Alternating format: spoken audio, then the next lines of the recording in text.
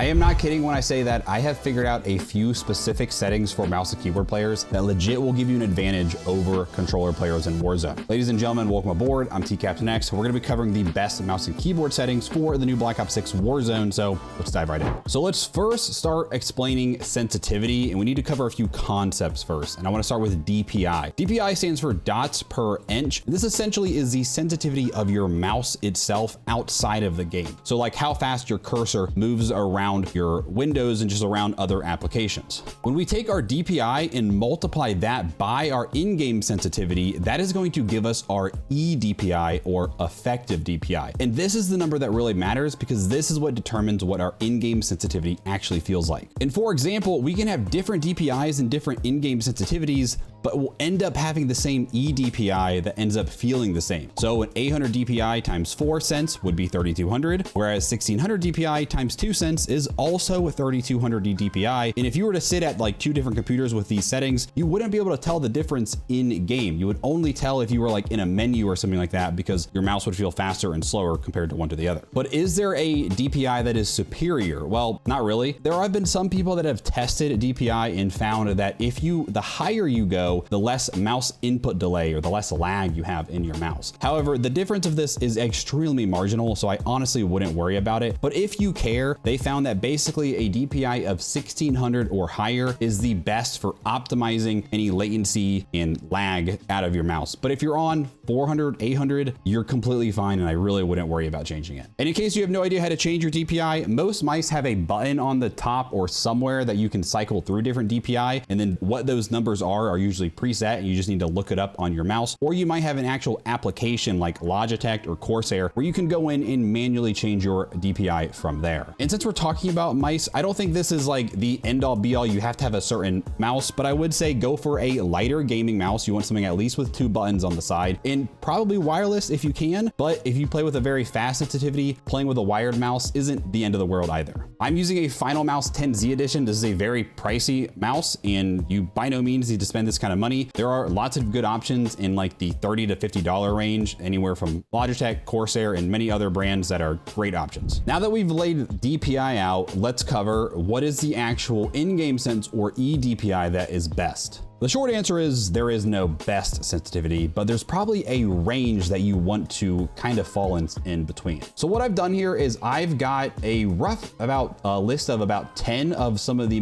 best and notable mouse and key players. I'm sure I've left some people off. I included myself in there as well. I am not claiming to be a top 10 person, but I put myself in there. And I've got listed by DPI, in-game sense, and this is sorted by eDPI. So the lower the eDPI, the slower the sensitivity, meaning you have to move more in order to turn, versus on the other end of the spectrum, the much faster sensitivities, meaning these people are just, they can move by a flick of the wrist. And then from there, you can convert eDPI to something called centimeters per 360. And essentially all this is, it is how many centimeters, if you were to swipe your mouse in a single direction, would it take to turn around 360 degrees in the game. As you can see, I play on a very low sensitivity at 49 centimeters. If a lot of you guys were to try this sensitivity, you would probably say, how the heck do you play like this? And it's just because I've been doing it for a long time. I am an arm aimer and not a wrist aimer. But one thing you will notice is a lot of the top players are still playing in this realm here. Breadman and Huskers, probably arguably the 2 best competitive mouse and key players in Warzone, are not far behind me at 43 and 45 centimeters per 360. Future Has Game was also another player that was in the World Series of Warzone on mouse and key, versus Metaphor, who has the most kills in Warzone for the last like 2 years in a row, I think. He is a much faster sensitivity at 24, which is about half of my sensitivity. Now, the problem I notice with a lot of newer players is that they play on sensitivities in the realm of like 5 to 10 to 15 centimeters per 360. And the short answer is that is probably way too fast of a sense for Warzone in a game that is very tracking intensive.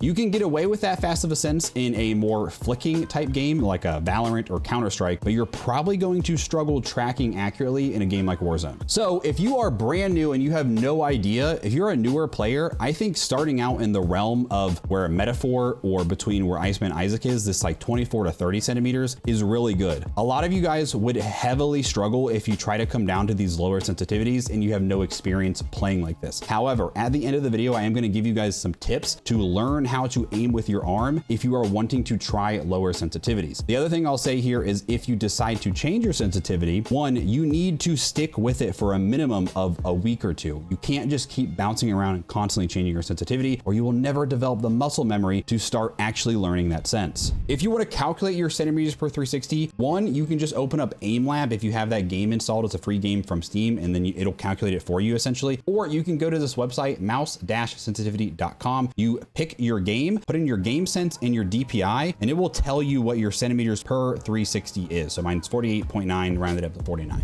And then I also want to touch on our ADS sensitivity multiplier. So this is where we can make, when we aim the gun, have a different sensitivity compared to our hip fire. You'll see it's about 50-50 of players that just keep it at 1, meaning their hip fire sense versus their aim down sight speed sense is the same, whereas some other players like to turn this number down a little bit so they can be a little bit more accurate and precise when aiming their gun. And one thing you'll notice is Metaphor, who plays with one of the faster sensitivities, he has a very low ADS sensitivity multiplier. I don't think this is a great idea to go this slow. The reason there's 2 numbers is he actually does custom sense per zoom, meaning on like certain optics, it's 1, and then on other optics, like a higher zoom optic, he actually changes the sensitivity. My rule of thumb is if you're really struggling to be precise and aim, especially like longer shots, try turning it down, but I don't think going much below about 0.7. I don't recommend going below 0.7. I think the 0.85 to 0.9 is a really good place to be if you want to turn it down. But the benefit of keeping at 1 is that you don't have to basically learn 2 sensitivities. Your hip fire versus your aiming sense are theoretically the same. And then a lot of you guys might be asking about this ADS sensitivity type, and we're going to jump in the game so I can explain this. All right, now that we're in game, so we already covered our mouse sensitivity as talked about earlier. Under the show more under it, there are some other things you can adjust. I recommend leaving all these to 1 unless you have a very personal preference on one of those. Touched on ADS sense multiplier already. Again, I leave mine at 1. One little bonus feature you can do is you can apply a focus ADS sense, which means when you hold our breath, when we are zoomed in with like a big sniper scope, we could turn this down a little bit so that it's easier to line up like a really long sniper shot. I like to leave mine at 1 more for muscle memory purposes, but no problem with turning that down slightly if you prefer. You can flip the up down so that up becomes down and down becomes up if you want, but most people are not going to want to do that. Leave both of these presets off, and then let's go to the mouse advanced settings. We also touched on custom sensitivity per zoom a little bit already. I play with this off, but there are a lot of people that do like to go in here and they will adjust these. What most people do is they will take their like low zoom through maybe up to their 3x, and they will have it at a certain number, let's say 0.75. But then on these higher zooms, they will make this number closer to 1. The reason for that is that when you have a really high zoom scope, this is only a 3x, so it's not a great example, but if somebody is kind of close to you, it can be really hard to track someone with a very high zoom scope at closer ranges, or to make like a big flick if they're flying across your screen. So if you have that number higher, closer to 1, it's a little bit easier to move faster on those higher zoom optics. ADS sensitivity transition timing. This is not the most important setting. It's really personal preference. If you don't know, I'd say just go as instant, but what this does is if you have an ADS sensitivity multiplier other than 1, and for me, this doesn't really matter because mine is on 1, when does that apply during the aim? If it's on instant,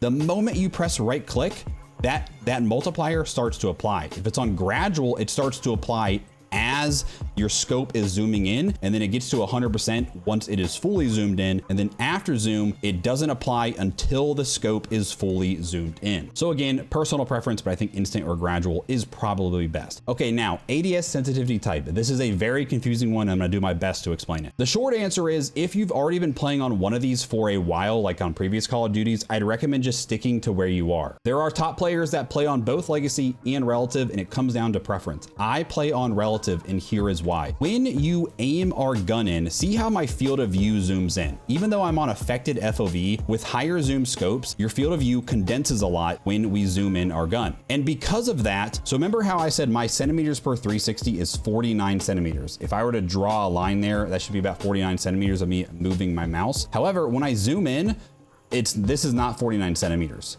The reason for that is it is trying to account for that new FOV so that it moves the same amount of pixels on your screen. And it's attempting to keep the feel of this the same as this when we zoom in. And to me, relative feels the most natural and one-to-one from when I zoom in my gun on higher zoom optics. However, legacy is kind of the opposite. And what this does is when we zoom our gun in, is it tries to keep that centimeters per 360 a little bit closer. It's not exact as this, but it's closer when you zoom in. So for me, legacy feels way faster, more sensitive of an ADS compared to relative. And I really struggle with my aiming. However, if you're someone that plays legacy, you're probably more inclined to then turn your ADS sense multiplier down from 1. So here's my short answer. If you like to keep your ADS sense multiplier to 1, keep it on relative. But if you do like to turn that 1 down, you could consider going legacy, but at the end of the day, it is just personal preference. Look inversion, probably don't recommend doing this. Third person correction type, this is only for zombies, doesn't really matter in Warzone, so we're gonna just leave that to precision. Now, monitor distant coefficient. This one matters if we're playing on relative. What this is this depends on the size of our monitor. To find this number, it is very simple. You're gonna take the horizontal resolution of your monitor and divide it by the vertical. So most people, it's 1920 divided by 1080, a 1920 by 1080 monitor. For me, I'm on a 1440p monitor, so it's like 2560 divided by 1440. In both of those, if you're on a standard 16:9 ratio monitor, will equal 1.78. Now the default number is 1.33, and that is technically wrong. However, I will put out this a warning for you guys. If you've been playing on 1.33 for a long time, you might want to consider leaving it there. There's a lot of top players that have just always played 1.33. When changing from 1.33 to 1.78, your tracking and flicks might feel a little bit different. However, 1.78 is a more true one-to-one and should feel smoother to you. Now this number will be different if you are playing on like an ultra wide monitor. So again, just look up your resolutions and do the math. Under mouse calibration, make sure we have all of these set to 0 or off. The mouse wheel delay though is personal preference. If you turn it to 0, you might accidentally like scroll multiple times and it will record it as multiple inputs. So normally turning this up slightly is a good option. And to wrap up sensitivity, I do want to talk about some Windows settings that can mess with your aim. So search in your Windows search bar mouse and you should come up mouse settings. Click on that here. Make sure our cursor speed is set right in the middle here. Then go to additional mouse options. And on the middle tab up top, click on pointer options. Make sure the pointer speed is right in the middle here between slow and fast. And make sure enhanced pointer precision is not checked. Now, technically speaking, in the game files, Call of Duty Black Ops 6 uses raw mouse input. So theoretically, this should not matter. However, I swear it does because I accidentally was on a 1 too fast tab. I changed it and then all of a sudden my sense felt much better because I kept complaining. I'm like, man, why does something feel off? So just to be on the safe side, I would recommend you have this because if it's dead in the middle, then this should truly be what your actual eDPI in centimeters per 360 are. Now, one other kind of bonus setting here, and this,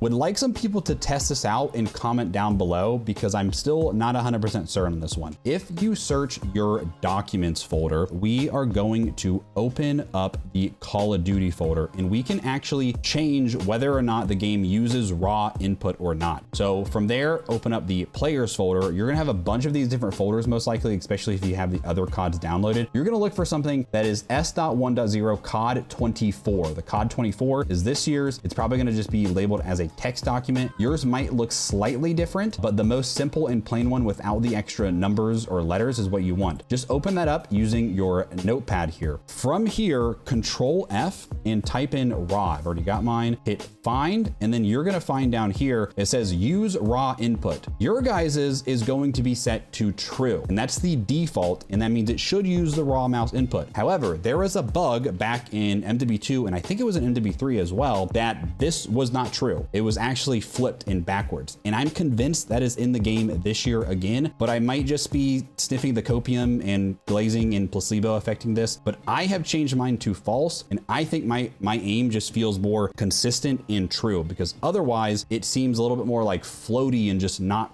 quite right. But if you're not sure, if you're hesitant about this, leave it alone. But I would love some feedback on this one because I'm convinced turning this to false makes the game feel a lot better. And by the way, this is not cheating. You are completely allowed to do this. I've literally asked a developer from COD if this is okay. You are allowed to do this. When you're done, just make sure you hit file and hit save. All right, now let's talk about keybinds. And this is where we can actually get a few advantages over controller players since we have an entire keyboard to set dedicated keybinds for. Number one, I want to point out and say that I have some goofy keybinds, and the majority of these, it just comes down to personal preference. So the majority of these settings, I'm going to tell you, don't copy me and do what feels right, especially if you're used to other settings from other games. But what is important is in our movement settings here, what we're going to do is we make sure you have a dedicated button for prone dive. We do not want to use this change stance slide dive one. We want to have separate ones for prone dive and a separate keybind for crouch slide. Now, whatever you are used to slide canceling with, or you're used to sliding and crouching with, change this to something different. We don't want to use that one you're used to slide canceling with here, because when we open movement advanced keybinds, we can have a dedicated slide only button. So whatever you're used to slide canceling with, if you've played back Call of Duty before, make this your slide button. So for me, it is shift. And then if you want a bonus optional, is you can also have a dedicated dive button. The benefit of this is that I can spam slide cancels like crazy, and I basically will never get dead slides.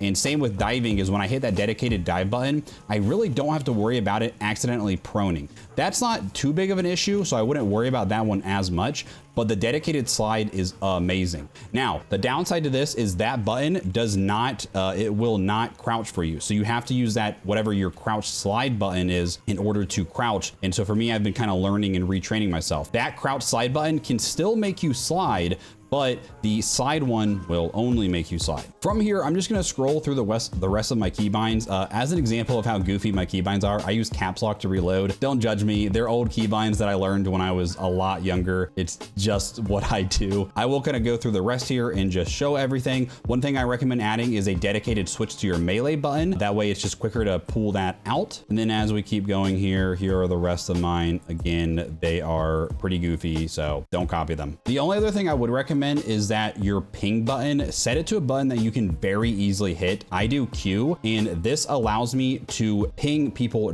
while fighting so that I can, because that live ping will kind of help you track people, especially through like smoke and behind buildings and things like that. All right, moving on to our movement settings here for sprint assist. This is what used to be our auto tac sprint or auto sprint. Tactical sprint assist is probably the best for easy and fluid movement. If you turn it off, then you will walk until you hit that sprint button. Definitely can do that. That is completely personal preference, but I think it is most fluid to do tactical sprint assist. Under the show more, make sure the sprint assist delay is set to 0, especially if you're using tactical sprint assist. Then I'd recommend leaving both of these on. One bonus thing I will throw in is if you are a fan of snaking, if you turn this sprint assist backward off, it will make it so that you are less likely to accidentally dive backwards while snaking. But personally, I like to leave mine on. That way I can still get that omni movement backward sprint. When it comes to all of the mantle assist, I leave all of these off because that way I don't accidentally mantle and grab over something, which is very kind of, it just messes you up when you mantle when you don't want to. However, if you are going to turn those on, then I do recommend at least leaving it to low, and under show more, turn the angle down to tight because it will decrease the chances of you accidentally mantling something. Crouch assist is a newer setting, and what this does is if it's on, I don't have to hit crouch and my guy will automatically crouch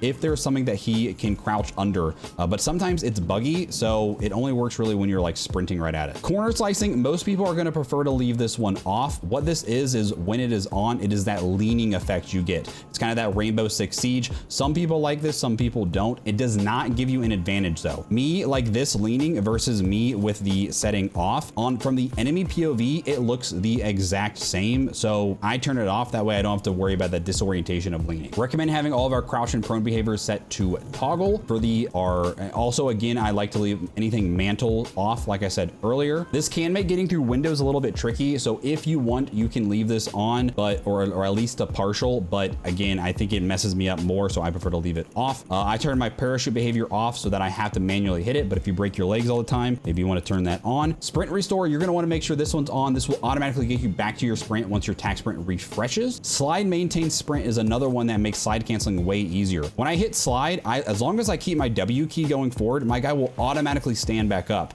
But if that setting is off, then I have to hit jump to stand back up. So I think having that on is just more fluid and easier for slide cancels. Recommend turning mantle cancel reload off because it will cancel your reload accidentally if you jump onto something. Under the movement advanced settings here, the most important thing is to have your slide dive activation set as independent. And this is what I talked about earlier with those keybinds, that we have a dedicated keybind for proning, diving, and then for sliding. And this makes just diving, sliding a lot easier to do. You just have to learn more keybinds though. Now, if you are not using tactical sprint assist on and you're just doing it as off and on, but not full tac sprint assist, I would recommend doing single tap run. What this does is it means that you only have to tap your sprint button once to get into your tac sprint. If you're using tactical sprint assist like I am, this setting basically does not matter though. Plunging underwater, I like to do free. So when you look underwater, you go underwater. Sprinting door bash, make sure that's on. If you run through a door, your guy will slam it open. All right, going over to our combat tab here. ADS behavior, definitely want this on hold. Interact behavior, probably leave it on press. Dedicated melee, definitely on hold melee, or you can only do dedicated keybind, but do not do a weapon cycle. This will mess things up a lot for you. Body shield, I actually have mine flipped to prioritize body shield. So holding melee will do that body shield mechanic. Whereas if you leave it on prioritize finishing move, you have to double tap melee to do the body shield. Weapon mount, I like to do ADS plus melee. You can do any of these. You can have a dedicated keybind, just do not do ADS because you will accidentally mount all the time. Under our combat advanced settings here, change your exit down to short delay so you can get off mounts easier. For interact reload behavior, prioritize interact makes looting a lot easier and faster, but it shouldn't matter too much on mouse and keyboard in all honesty. Make sure your sprint cancels reload is turned off because this will it will basically cancel your reload whenever you are trying to move while reloading. Focus behavior, you can switch this to hold or toggle. So this is when you're holding your breath. You have to hold that key to keep holding your breath, or just hit it once and hit it again to turn it off. I like to do toggle. Make sure armor plate behavior is set to apply all. If you have a really slow and bad trigger finger, you can change your manual fire behavior from press to hold. This will mean you just hold down a semi-auto gun and it will automatically fire. However, the fire rate on this setting is almost always much slower than what it could be if you manually tap it quickly yourself. And then akimbo behavior, I do like the changes to paired. This means you only have to press your left click to fire both akimbo dual guns, but you can leave it on independent if you prefer. I am not going to go through my full graphics settings on this video because I will have a dedicated video for that coming soon. By the time you're watching this, it's probably already out. But I do want to talk about field of view under the view tab here. Now, this is really personal preference at the end of the day, but the short story here is probably 105 to 120 is the ideal range here. For an example here, if I crank this thing down to 60, I have a much more zoomed in effect. The downside of this is that you can't see to your side very well, and you're going to miss enemies coming at you at your side. The benefit is that everything is bigger and closer to you and it's easier to see things. However, another downside is that when I shoot my gun has a lot of visual recoil because I'm very zoomed in and I'm close to that scope. But if I crank this back to 120 and I shoot the exact same thing but don't touch it, the recoil appears to be significantly less and easier to control, even though it climbs the exact same amount. So if you really struggle picking out and seeing your targets at a distance, you might want to start to come down closer to that 105 number. But as long as you can see things okay, I'd recommend going as large as you can go. ADS field of view, most people are going to prefer affected, but some people might like independent, and a lot of mouse and key players do. What this does is it keeps our hip fire field of view nice and wide, but when I zoom in, you get that very zoomed effect. So this is good for just when you're walking around so you can see you have a wide periphery, but when you're trying to shoot someone at a distance, you can zoom in more and you can see them a little bit better when zoomed in. I prefer affected, but that is personal preference. Weapon field of view, we're going to go to wide, third person to 90, although there's not really much third person in this game besides zombies. Vehicle field of view, also recommend wide, and then turn all of our motion blurs off, our camera moves down to least. You can also invert your flashbang from white to black if you want. That way you don't want to blind yourself when you're playing at 3 a.m. in the morning. This is not an audio video. I am using custom Art is War audio tunes, which basically basically applies some surround sound and custom EQ to hear stuff. If you are interested in that, I would recommend you check out his channel. It is Art is War, one word, on YouTube. Under the interface tab and the gameplay HUD, one thing I do recommend is making sure your crosshair is on. Under show more, I like to have the crosshair dot on largest because it is just easier to see and visualize in order to have good centering. And then I like to change my color from the default white. I like green, but I think like a purple or maybe a light blue would also be good options as well, but it's personal preference. So if you change your sensitivity and you are wanting to learn to play on a much slower sensitivity, but you're struggling, you're just like, oh my gosh, this feels so slow, I can't flick, it just feels horrible. Here's something you can do. Let's hypothetically say that I wanted to go to an even slower sense than what I'm already playing, which I wouldn't recommend, but just hypothetical, and that this was gonna be like my new sense I wanted to learn, but this felt really slow for me. Well, we're actually gonna make it even slower to practice, and you would go down by anywhere from 25 to 50% slower. So let's say I'll just go from 1.77 to 1. So this is a lot slower than my current sense. This is like I have to move my mouse a ton here. And what you would do is you would just go around and you would get some practicing in. Your aim is going to feel so sluggish and slow, and I'm just in a private match with bots set up here in BO6 multiplayer, and you would go around practice killing people. Just do this for maybe 25 to 50 bots absolute max here, and you're gonna struggle. It's gonna feel really slow and awkward. But once you do that, once you've done a few, now go back to that sensitivity that we want to do. And then all of a sudden that sense that did feel slow, now it's gonna feel fast. It's almost like weight training, but for mouse and keyboard aiming. And you can also do this, like I said, you can do it in Plunder if you don't own multiplayer, or probably the best bet would be to just download Aimlab, which is free on Steam, and cut your sense even lower there. You don't wanna do this method a ton, because if you keep doing that, you will eventually learn the muscle memory of that sensitivity. So just do it as a very quick warm up and just do it for like a few minutes at most, and then go back to that sense and it will feel faster. Also, if you want just a quick warm up and you own BO6 multiplayer, setting up some bots and turning their health up is a good warm up. Honestly, one of the best things you can do to practice your aim and your movement is if you can 1v1 your friends on 250 or 300 health in a private match here, especially if they're like a highly skilled player, and you can practice movement, practice your tracking, all that stuff. That is a phenomenal way to get warmed up and start improving your aim. I wanted to quickly touch on Aimlab. If you are trying to improve your aim and get better, Aimlab, it's free. It's a great way to just practice your aim and get way more reps in compared to like playing Warzone itself. So you can set up your settings based on Call of Duty. At this time, they have not released the new Black Ops 6 or like Warzone 4 series or settings, but MW2, the Warzone 2 MW3 should be exactly identical. Field of view is a confusing one here. A general rule of thumb is just set it to 103 and leave it and don't mess around. Some of these scenarios will zoom in when you do that. So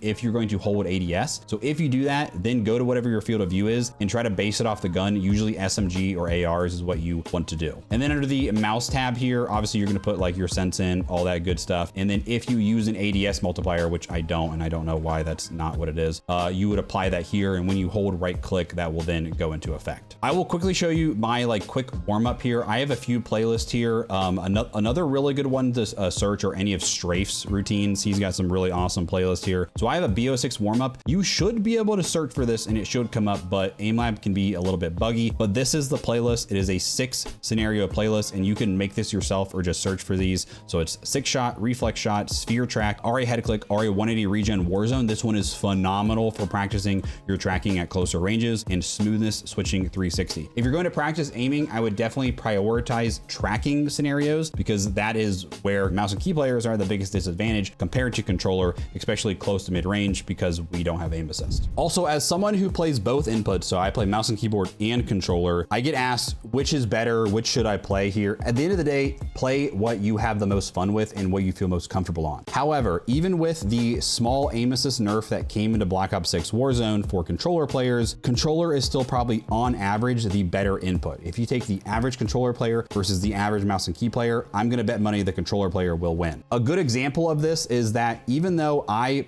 can still play at a very high level on mouse and key, when I 1v1 my friends who are much lower skill level players, it is a way closer fight compared to me playing on controller. And part of that is because I have just gotten a little bit rusty on mouse and key. I don't play it quite as much as I used to, but aim assist is still extremely strong. And at the end of the day, Call of Duty is just not really a mouse and keyboard friendly game. But I do think this year mouse and keyboard players will have a better better chance of being competitive. And if you are an above average player, you will be able to do pretty well in this game, but you're probably not going to be like #1. And that's why if you look at all of the top players in the game, for example, all the players that went to World Series of Warzone this last year, I think only like there were maybe like 5 or 6 mouse and keyboard players in the entire tournament out of like the 100-something people that were there.